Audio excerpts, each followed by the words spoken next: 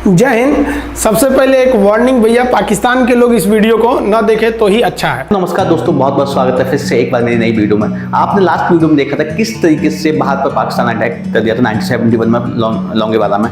तो उस वीडियो को आपने समझा था किस तरीके से भारत ने पाकिस्तान को 1971 में युद्ध में हरा दिया था। लेकिन आखिर वो युद्ध हुआ क्यों था, उसके पीछे क्या रीजन थे, वो मैं अगले वीडियो में आपको समझाने वाला हूं। तो इस वीडियो में मैं बात करूंगा क्यों उस पूरी जो घटना हुई थी, भारत ने पाकिस्तान को हरा दिया था उस युद्ध में, उसके बाद भारत का अगला स्टेप क्या था और उसके बाद पाकिस्तान का अगला स्टेप क्या था। उस हार के बाद ऐसा तो है नहीं पाकिस्तान चुप बैठने वाला था, तो पाकिस्तान ऐसा किया क्या था। तो इस वीडियो में हम वही बात करने वाले हैं। इस वीडियो में हम वही डिस्कस करने वाले हैं किस तरीके से भारत ने काउंटर अटैक किया था, किस तरीके से पाकिस्तान ने दोबारा भारत पर अटैक किया था, कि किया भी था या नहीं किया। तो इस वीडियो में हम वही डिस्कस करेंगे। तो वीडियो में अंत तक जरूर बने रहिएगा। वीडियो को पसंद आए तो वीडियो को लाइक कर देना, चैनल पर नए हो तो सब्सक्राइब कर देना, और अभी जो बगल में बेल आइकन का निशान है उसको जरूर दबा दें। आने वाली वीडियो आपको टाइम से मिल जाएगी। चलिए आइए वीडियो को शुरुआत कर लेते हैं और देख लेते हैं कि उसके बाद दोनों कंट्री का क्या रिएक्शन था, क्या एक्शन और प्लान था, पूरे विश्व का इस पे क्या रिएक्शन था। चलिए वीडियो से स्टार्ट करते हैं। आप देखेंगे क्या हाल किया था सब कराची पे। कराची में जब मारा गया था ना इन पाकिस्तानियों को, तो ये पाकिस्तानी भाग गए थे सब ग्वादर में। ये ग्वादर भाग गए। अभी इनसे ग्वादर भी जाने वाला है, पूरा राज्य चला जाएगा इनसे, बलूचिस्तान। छुप के गए थे लोग ग्वादर बंदरगाह पे। अगर हम झूठ बोल रहे हो तो आप खुद पता कीजिएगा अपने यहाँ के इतिहास में भाई, हिंदुस्तान ये ग्वादर बंदरगाह पे छुप गए थे सब। आप देखिए कराची का क्या हाल हुआ था उस समय। हमारे एयर नेवी ने क्या हाल किया था। पाकिस्तान का जितना जहाज बस मिल जाए कि भैया ये जहाज किसका है, तो भैया जब पता चले कि भैया ये जहाज पाकिस्तान का, ये हाल हो जा रहा था जहाज का। यहाँ देख लीजिए इनका पूरा ध्वस्त का। भैया ऐसे मारा जाता है? हाँ, अरे भाई बच्चा को बच्चा की तरह मारना चाहिए। इंडिया की नेवी ने भी हद कर दिया, बताइए इस तरह मारा जाता है। हाँ, यहाँ देख लीजिए पूरा का पूरा धज्जी उड़ा दिया इन लोगों को। अरे भाई बच्चा है, बिगड़ गया है तो थोड़ा सा आराम से ना मारिएगा, कि देख रहे हैं इस तरह से मारा पूरा पाकिस्तान के। कराची बंदरगाह उड़ गया। तो पाकिस्तान का तो इधर से तो पूरा का पूरा धज्जी उड़ा दिया। अभी शुरुआत हुई युद्ध के केवल 2 दिन हुए हैं। आप दिल थाम के रखिए, अभी युद्ध लंबा चलने वाला है। 3 दिसंबर को स्टार्ट किए, 4 दिसंबर को हम लोग लोंगेवाला धो दिए, अब 5 दिसंबर को कराची। अब पाकिस्तान ने ना भारतीयों को तबाह करने के लिए भारत का सबसे खतरनाक जहाज था INS विक्रांत। INS विक्रांत को बर्बाद करने के लिए ना इसने यहाँ से भेज दिया INS PNS गाजी को। गाजी एक पनडुब्बी थी, उसको आदेश दिया गया कि जाके मार के आओ किसको, विक्रांत को।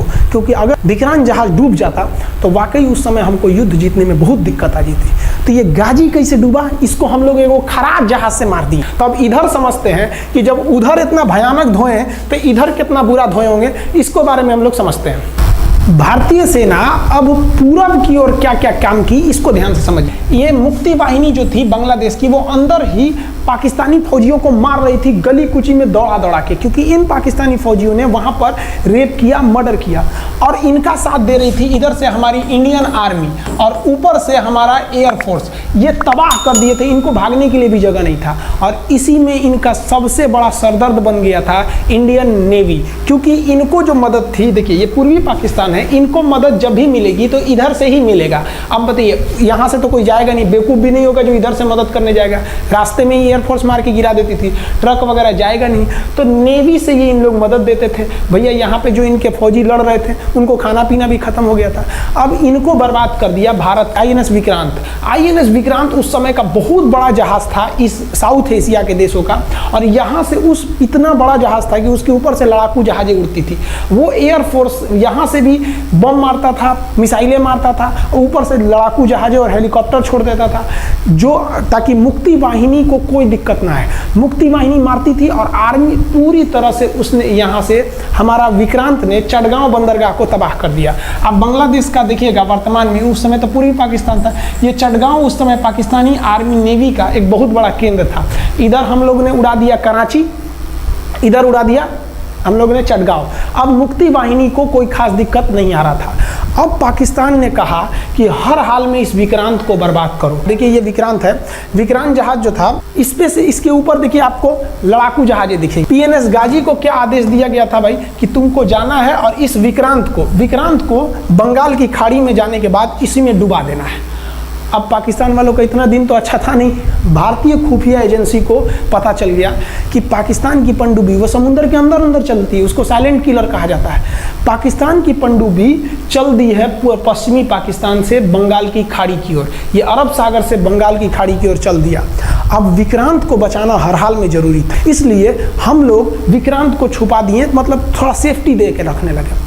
और इस पीएनएस गाजी जो था, पीएनएस गाजी को देखेंगे, पीएनएस का मतलब था पाकिस्तानी नेवल शिप, पीएनएस गाजी, ये मारने आ गया किसको? विक्रांत को। इस पीएनएस गाजी को अगर कोई मार के डुबा सकता था तो वो था आईएनएस राजपूत। लेकिन ये जो आईएनएस राजपूत आप इमेज में देख रहे हैं, ये उस समय समस्या क्या था इस आईएनएस राजपूत के साथ, क्योंकि इसके इंजन में कुछ खराबी आ गई थी और ये बिगड़ गया था, और बिगड़ के इसको विशाखापट्टनम पे बनाया जा रहा था, रिपेयर किया जा रहा था, इंजन ही गड़बड़ हो गया था। तो भारतीयों का यहीं पे दिमाग काम आया। भारतीयों ने सोचा क्यों ना हम पीएनएस गाजी को खुद बुला के लाएं, कहाँ पर? विशाखापट्टनम पे। तो लोगों ने कहा कि भैया ये आएगा विशाखापट्टनम में, क्या आईएनएस राजपूत हमको मार दो? तो कहा कि नहीं, देखिए कैसे आएगा। भारतीयों को पता था कि हिंदुस्तान में पाकिस्तानियों के कुछ ना कुछ जासूस होंगे और वो पाकिस्तान को पल पल की खबर दे रहे होंगे। भारतीयों ने क्या किया, आईएनएस विक्रांत के जितने भी अधिकारी थे उनसे कहा कि आप लोग अपने अपने घर फ़ोन कीजिए कि हम विशाखापट्टनम आ रहे हैं, तुम लोग हमको छुट्टी मिला है, विशाखापट्टनम में 10 दिन रुकेंगे, हमारे लिए तुम लोग खाना पीना अच्छा से बनाओ। लड़कों से उन लोगों को खबर खिला दिया। विशाखापट्टनम में जितने मछुआरे थे उनको कहा गया कि आप लोग हट जाइए, बहुत बड़ा जहाज आने वाला है, बहुत बड़ा जहाज विक्रांत आ रहा है, यहाँ पे आप लोग खाली कर दीजिए, आईएनएस विक्रांत आ रहा है। यहाँ पर क्या किया गया, ऑर्डर दिया गया, बहुत सारे फल सब्जी अंडा ब्रेड, कि भैया ये इतने बड़े जहाज के लिए जा रहा है, 6 महीने का खाना चाहिए।